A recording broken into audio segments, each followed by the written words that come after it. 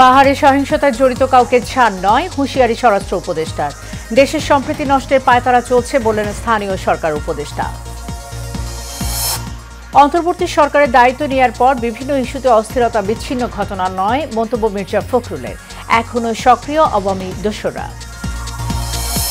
জাতিসংঘে গণ অভ্যুত্থান ও নতুন বাংলাদেশের কথা তুলে ধরবেন ডক্টর ইউনূস, জানালেন পররাষ্ট্র উপদেষ্টা। চাইবেন রোহিঙ্গা ইস্যুর সুষ্ঠু সমাধান এবং বিচারকদের প্রতি ন্যায় বিচার নিশ্চিতের আহ্বান আইন উপদেষ্টার। পৃথক সচিবালয় না হলে আইনি শাসন প্রতিষ্ঠা সম্ভব নয় বললেন প্রধান বিচারপতি।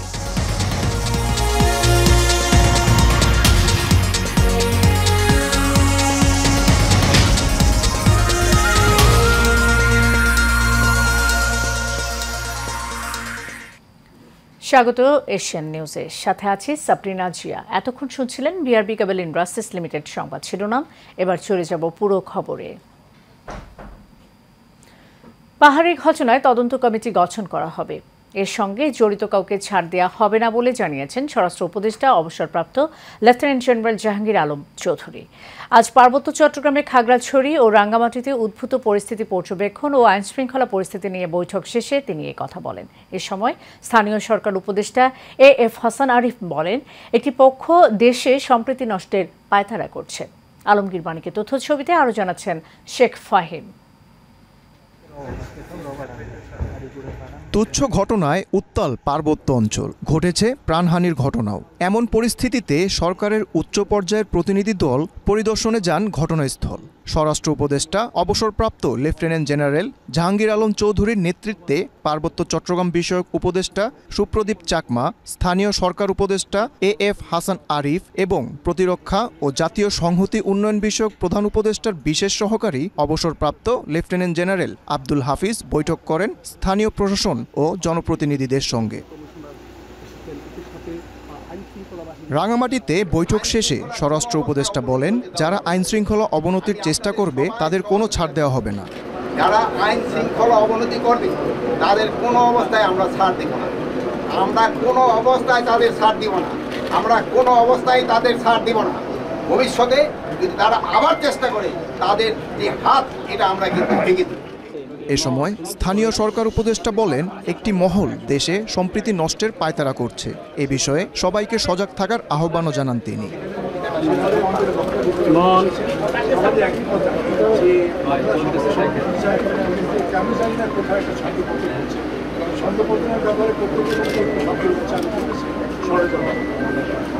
বাইরে থেকে একটা যেন ষড়যন্ত্র করা হচ্ছে যে আমাদের এদিকে রাঙামাটি ও খাগড়াছড়ি পাহাড়ি বাঙালি সংঘাতের ঘটনায় অনির্দিষ্টকালের পরিবহন ধর্মঘট ও ৩ পার্বত্য জেলায় ৭২ ঘণ্টার অবরোধ চলছে। Sheikh Fahim, Asian television. অন্তর্বর্তী সরকারের দায়িত্ব নেওয়ার পর নানা ইস্যুতে অস্থিরতা বিচ্ছিন্ন কোনো ঘটনা নয় বলে মন্তব্য করেছেন বিএনপি মহাসচিব মির্জা ফখরুল ইসলাম আলমগীর। তিনি বলেন, পালিয়ে যাওয়া সরকারের দোসররা দেশে অস্থিরতা করে বর্তমান সরকারকে বিপাকে ফেলতে চাইছে। দুপুরে গুলশানে বিএনপি চেয়ারপারসনের রাজনৈতিক কার্যালয়ে সাংবাদিকদের সাথে মতবিনিময় সভায় এসব কথা বলেন তিনি। বিস্তারিত দেখুন মঞ্জলে নামের রিপোর্টে।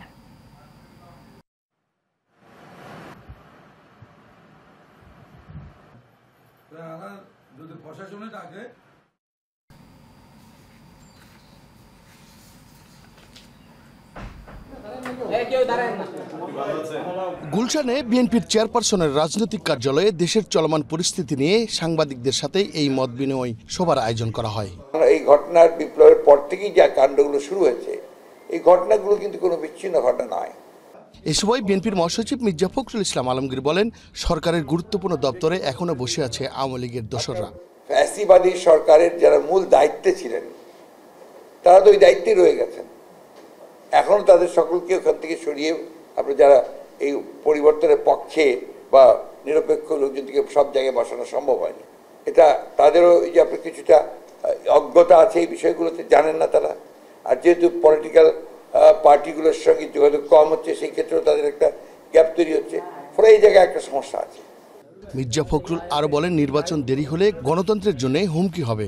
তাতে করে আওয়ামী লীগের লোকজন অপকর্ম করে বিএনপির উপর দায় চাপানোর সুযোগ পাবে। যত দেরি হবে তত দেশের ক্ষতি হবে, তত সমাজের ক্ষতি হবে, রাজনীতির ক্ষতি হবে।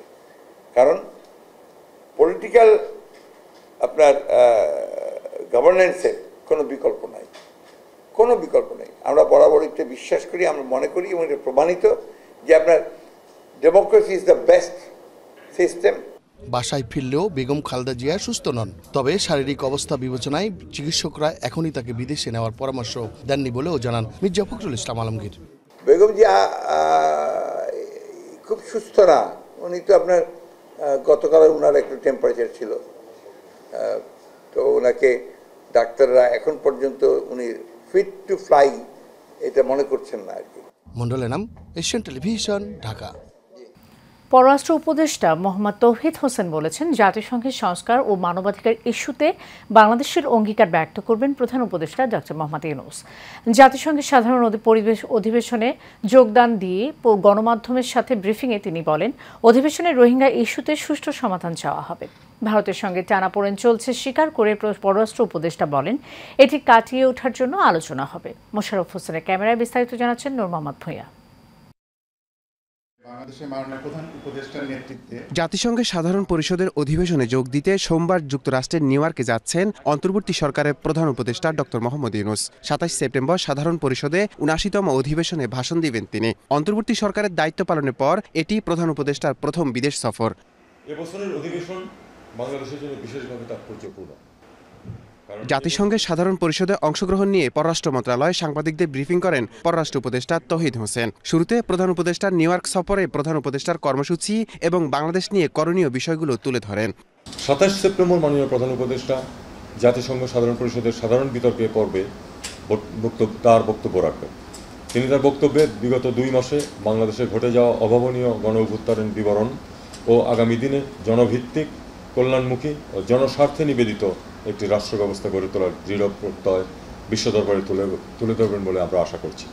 গণমাধ্যমের এক প্রশ্নের জবাবে পররাষ্ট্র উপদেষ্টা বলেন, রোহিঙ্গা ইস্যুতে আন্তর্জাতিক সম্প্রদায় যেন তাদের ভূমিকা শক্তভাবে পালন করে বাংলাদেশ জাতিসংঘ অধিবেশনে সে আহ্বান জানাবেন প্রধান উপদেষ্টা।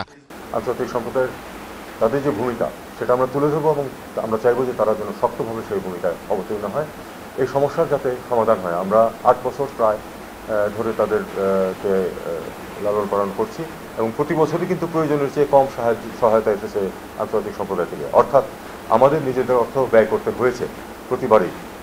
এ সময় ভারতের সঙ্গে টানাপোড়েন চলছে স্বীকার করে পররাষ্ট্র উপদেষ্টা বলেন, টানাপোড়েন কাটিয়ে ওঠার জন্য আলোচনা করা হবে। ভারতের সাথে সম্পর্কের ক্ষেত্রে একটু টানাপোড়েন চলছে, এটা কিন্তু স্বীকার করতে হবে প্রথমে, কারণ সমস্যার সমাধান করতে হলে তো সমস্যার অস্তিত্ব অস্বীকার করলে চলবে না।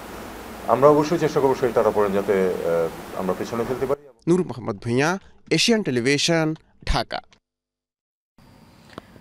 ঢালাও মামলা এবং বিচার বিভাগকে ব্যবহার করে মানুষকে হয়রানি করা থেকে বিরত থাকার আহ্বান জানিয়েছেন আইন উপদেষ্টা অধ্যাপক ডক্টর আসিফ নজরুল।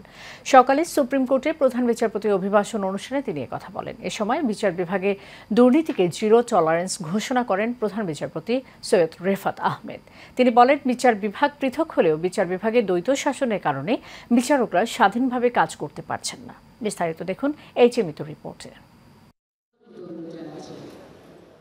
শনিবার সকাল 10টায় সুপ্রিম কোর্টের ইনার গার্ডেনে প্রায় ২০০০ বিচারকের উপস্থিতিতে প্রধান বিচারপতি সৈয়দ রেফাত আহমেদের অভিভাষণ অনুষ্ঠান শুরু হয়। মেধা, প্রজ্ঞা, সততা এবং হৃদয় উচ্ছারিত ভালোবাসায় নৈবেদ্য নিবেদনের মাধ্যমে একটি নতুন বাংলাদেশ উপহার দিক এই প্রত্যাশা রেখে এ সময় অন্তর্বর্তীকালীন সরকারের আইন উপদেষ্টা ডক্টর আসিফ নজরুল বলেন, গাইবি মামলা দিয়ে মানুষকে হয়রানি করা এই অন্তর্বর্তীকালীন সরকার সমর্থন করে না। এমন বিচার বিভাগ প্রতিষ্ঠা করতে হবে যেখানে মানুষ ন্যায় বিচার পাবে। আমরা প্রকৃত ন্যায় বিচার প্রতিষ্ঠা করতে চাই। আমরা ঢালাও মামলা, বিচার বিভাগকে ব্যবহার করে মানুষকে হয়রানি করা, মানুষের জীবন জীবিকাকে নিশ্চিহ্ন করা, মানুষের ক্রমাগত ক্ষত, ক্রোধ, ক্রন্দন সৃষ্টি করা, সেটা থেকে বের হতে চাই। বিচার বিভাগ পৃথক সচিবালয়ে না হলে দেশে আইনের শাসন প্রতিষ্ঠা সম্ভব নয়। তাই নতুন এই বাংলাদেশে আমরা এমন একটি বিচার বিভাগ গড়তে চাই যেটি বিচার বিভাগ এবং সততা ও অধিকার বোধের নিশ্চয়তার একটি নিরাপদ দুর্গে পরিণত হবে। প্রধান বিচারপতি বলেন, বিগত বছরগুলোতে বিচার বিভাগের উপর নগ্ন হস্তক্ষেপ করা হয়েছে, বঞ্চনার হাতিয়ার হিসেবে ব্যবহার করা হয়েছে। সততা, বঞ্চনা, নিপীড়ন ও নির্যাতনের হাতিয়ার হিসাবে বিচার বিভাগকে ব্যবহারের চেষ্টা করা হয়েছে। এতে বিচার বিভাগের উপর মানুষের আস্থার সংকট তৈরি হয়েছে। অথচ বিচার বিভাগের সবচেয়ে বড় শক্তির জায়গা হচ্ছে মানুষের আস্থা ও বিশ্বাস। সাগরণী হত্যা মামলার প্রতিবেদন 111 বার পেছানো হয়েছে। এটা কোনোভাবেই কাম্য নয় বলেও জানান প্রধান বিচারপতি। বিচারকদের জবাবদিহিতা নিশ্চিত করা ও বিচার বিভাগের দুর্নীতি বন্ধ করতে আমি বদ্ধপরিকর।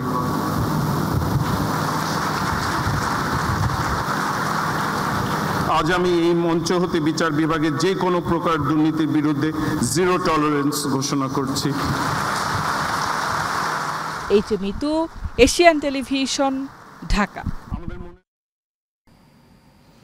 অর্থের মূল্য দিয়ে ছাত্র জনতার আন্দোলনে যারা শহীদ হয়েছে তাদের ঋণ পরিশোধ করা যাবে না বলে মন্তব্য করেছেন বিএনপি স্থায়ী কমিটির সদস্য নজরুল ইসলাম খান। দুপুরে ছাত্র জনতা আন্দোলনে শহীদ পরিবার এবং আহতদের চিকিৎসার জন্য বিএনপির ভারপ্রাপ্ত চেয়ারম্যান তারেক রহমানের আর্থিক সহায়তা প্রদান অনুষ্ঠানে তিনি এসব কথা বলেন। বিস্তারিত দেখুন মঞ্চলে নামের আরও একটি রিপোর্টে। গুলশানে বাড্ডা থানা বিএনপি ও অঙ্গ সংগঠন ঢাকা মহানগর উত্তর বিএনপির পক্ষ থেকে ছাত্র জনতার আন্দোলনে শহীদদের পরিবার এবং আহতদের সুচিকিৎসার জন্য বিএনপির ভারপ্রাপ্ত চেয়ারম্যান তারেক রহমানের আর্থিক সহযোগিতার এই অনুষ্ঠানের আয়োজন করা হয়। এই সময় বিএনপির জাতীয় নির্বাহী কমিটির ক্ষুদ্র ঋণ বিষয়ক সম্পাদক ডক্টর এম এ কায়েম বলেন, ছাত্র জনতার আন্দোলনের মধ্য দিয়ে আজকে আমরা মুক্ত হয়েছি। যাদের ত্যাগের জন্য আমরা এই সুবিধাটা পেয়েছি তাদেরকে যাতে আমরা ভুলে না যাই। অনেক পরিবার আছে আল্লাহ যারা সন্তান তার বাবা হারিয়েছে, স্ত্রী তার স্বামী হারিয়েছে। অনুষ্ঠানে প্রধান অতিথির বক্তব্যে বিএনপির স্থায়ী কমিটির সদস্য নজরুল ইসলাম খান বলেন, এই জুলাই আগস্টে যারা আহত এবং নিহত হয়েছে তারা সবাই শ্রদ্ধার সাথে বেঁচে থাকবে সারা জীবন। যারা শহীদ হয়েছে তাদের পরিবারের কি কষ্ট, যারা আহত হয়েছেন তাদের কি কষ্ট, এই অনুভূতি যেন আমাদের হৃদয়ে বেঁচে থাকে, চিরদিন যেন বেঁচে থাকে এবং চিরদিন যেন আপনাদের প্রতি আমাদের এই শ্রদ্ধা এবং ভালোবাসা থাকে। অনুষ্ঠানে ছাত্র জনতার আন্দোলনে ঢাকা 11 আসনে 150 জন লোক আহত এবং নিহতদের মধ্যে 27 জন ও 7 জন মৃত ব্যক্তিদের পরিবারদের নগদ অর্থ প্রদান করা হয়েছে।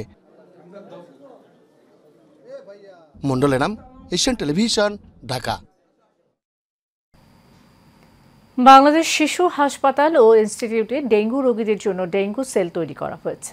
আজ এই সেলের উদ্বোধনী অনুষ্ঠানে উপস্থিত ছিলেন ভারপ্রাপ্ত পরিচালক অধ্যাপক ডক্টর আক্তার হোসেন লোবান, উপপরিচালক ও সহযোগী অধ্যাপক ডক্টর SM খালিদ মাহমুদ এবং ডেঙ্গু এক্সপার্ট চিকিৎসকরা।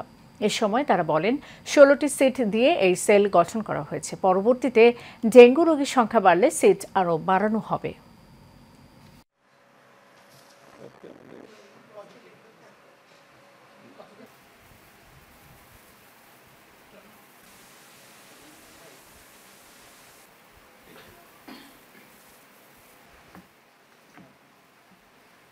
আমাদের পট পরিবর্তন হওয়ার পরে আমাদের কিছু কাজে আমরা পিছিয়ে আছি। তো সেই সূত্রটায় 1 নম্বর ওয়ার্ড আমাদের ডেঙ্গু সেল যে করব, সেই 1 নম্বর ওয়ার্ডে আমাদের কিছু রেনোভেশনের কাজ চলছিল। কিন্তু আমরা দেশবাসী এবং বাচ্চাদের, শিশুদের কথা চিন্তা করে, আমাদের ডেঙ্গু রোগীদের কথা চিন্তা করে আমরা সবাই সর্বসম্মতিক্রমে আমরা সিদ্ধান্ত নিয়েছি খুব তাড়াতাড়ি আমাদের একটা ডেঙ্গু সেল হওয়ার প্রয়োজন। আধুনিক ও আন্তর্জাতিক মানের শিক্ষার পাশাপাশি ইসলামিক শিক্ষার গুরুত্ব নিয়ে সুনামের সাথে প্রাতিষ্ঠানিক কার্যক্রম পরিচালনা করছে উইজডম ইন্টারন্যাশনাল ইসলামিক স্কুল। ভবিষ্যতে সারা দেশে স্কুলের শাখা করার পরিকল্পনা করছে প্রতিষ্ঠানটির কর্ণধাররা। শিক্ষার্থীদের ইংরেজি শিক্ষার পাশাপাশি ধর্মীয় শিক্ষায় বিশেষ জোর দেওয়ার কারণে প্রতিনিয়তই বাড়ছে এর জনপ্রিয়তা। কাউসার আহমেদের রিপোর্টে দেখুন বিস্তারিত।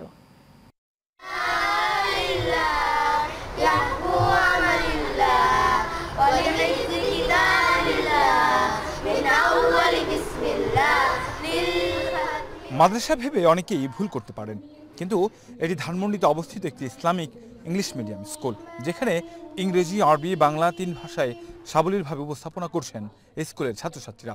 অনেকেই আবার হচ্ছেন হাফেজ। বলছিলাম উইজডম ইন্টারন্যাশনাল ইসলামিক স্কুলের কথা। Prophet Muhammad sallallahu alaihi wasallam was a model of simplicity, kindness and humility. He lived over 1400 years ago in Arabia. Honor on the day of judgment, only you will obey and only you will ask for help. Show us the straight path, the path of those.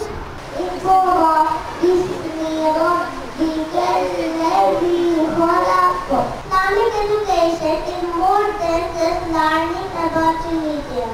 Our teachers in school teach very well. প্রতিষ্ঠানের শিক্ষকদের আন্তরিকতা এবং অভিজ্ঞতাকে কাজে লাগিয়েই গুণগত শিক্ষার পাশাপাশি ভালো মানুষ গড়ার কাজ করছেন বলে জানান শিক্ষকরা। Was committed, rather he was committed for quality education, rather he was committed for providing quality education. أستاذ في اللغة العربية أنا أدرس اللغة العربية في Wisdom International School. نحن ندرس هنا 4 أشياء في اللغة العربية. Where students are being able to know about our prophets, about the sacrifice for Islam, about their simple livelihood and so many things. একসাথে সব বিষয়ে পারদর্শিতা অর্জন করতে পারায় স্কুলটির প্রতি সন্তুষ্ট অভিভাবকরা। যদি আপনাদের ট্রাস্ট থাকে তাহলেই কেবল আপনারা এখানে আপনার বাচ্চাদেরকে পাঠাবেন, বাচ্চারা এখান থেকে মানুষের মতো মানুষে বের হবে। ইনশাআল্লাহ আমার বাচ্চারা ভালো করছে, আপনাদের বাচ্চারাও ভালো করবে। ভবিষ্যতে আমরা আশা করব এই স্কুল আরো অনেক বেশি ভালো করবে ইনশাআল্লাহ। প্রতিষ্ঠানটির সুনাম এবং উত্তরোত্তর সফলতার কারণেই একটি ক্যাম্পাস থেকে সারা দেশব্যাপী ক্যাম্পাস করার কথা ভাবছে কর্তৃপক্ষ। এই ধারাবাহিকতায় নতুন আরও একটি শাখার উদ্বোধন করল প্রতিষ্ঠানটি। All of you dua, all of you kind cooperation to run the school successfully. Kawsar Ahmed, Asian television, Dhaka.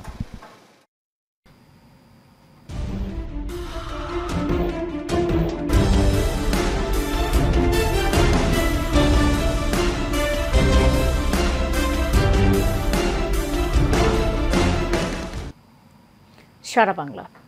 দিনাজপুরে ফুলবাড়ি 29 বিজিবি কর্তৃক জনসচেতনতামূলক সভা অনুষ্ঠিত হয়েছে। বড়গ্রাম বিওপির দায়িত্বপূর্ণ সীমান্ত এলাকা বড়গ্রাম দ্বিমুখী উচ্চ বিদ্যালয় মাঠে এই সভার আয়োজন করা হয়।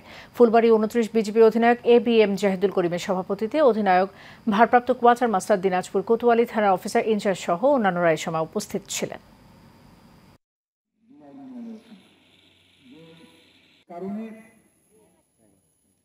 এখানে আমরা এসে প্রোগ্রামটা করছি।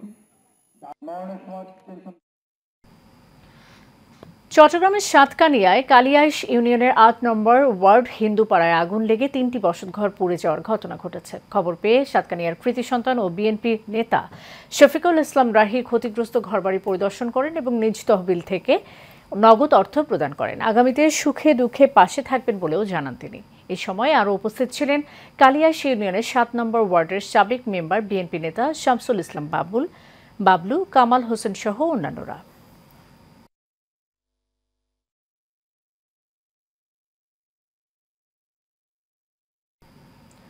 চট্টগ্রাম চকবাজার লালচাঁদ রোডে ব্যবসায়ী কল্যাণ সমিতির উদ্যোগে পবিত্র মিলাদ ও সিরাতুন নবী সাল্লাল্লাহু আলাইহি ওয়াসাল্লাম উপলক্ষে মাহফিল অনুষ্ঠিত হয়েছে।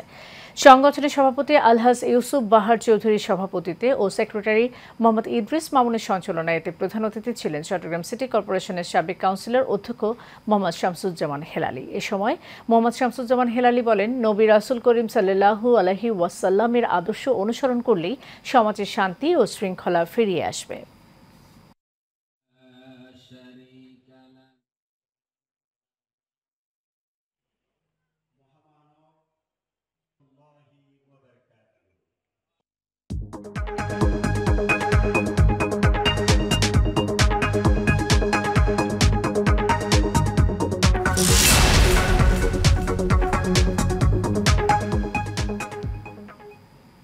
এ পর্যায়ে এক্সিম ব্যাংক বাণিজ্যের সংবাদ।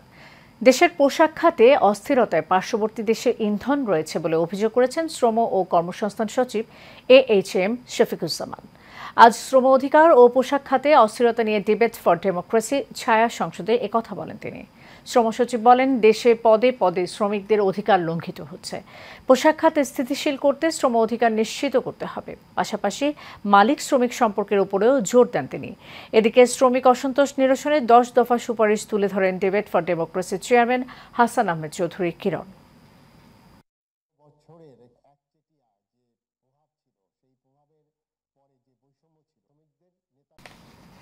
শেষ করবো এশিয়ান নিউজ যাবার আগে বিআরবি কেবল ইন্ডাস্ট্রিজ লিমিটেড সংবাদ শিরোনাম জানিয়ে দেবো আরও একবার।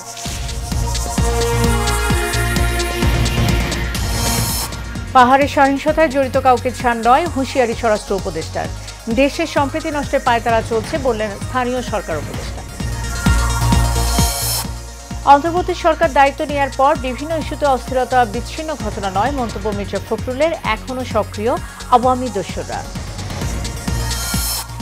জাতিসংঘে গণ অভ্যুত্থান ও নতুন বাংলাদেশের কথা তুলে ধরবেন ডক্টর ইউনূস, জানালেন পররাষ্ট্র উপদেষ্টা। চাইবেন রোহিঙ্গা ইস্যুর সুষ্ঠু সমাধান। এবং বিচারকদের প্রতি ন্যায় বিচার নিশ্চিতের আহ্বান আইন উপদেষ্টার। পৃথক সচিবালয় না হলে আইনের শাসন প্রতিষ্ঠা সম্ভব নয় বললেন প্রধান বিচারপতি। এশিয়ান নিউজের পর্যন্তই, পরের সংবাদ দেখার আমন্ত্রণ রইল। ধন্যবাদ সাথে থাকার জন্য।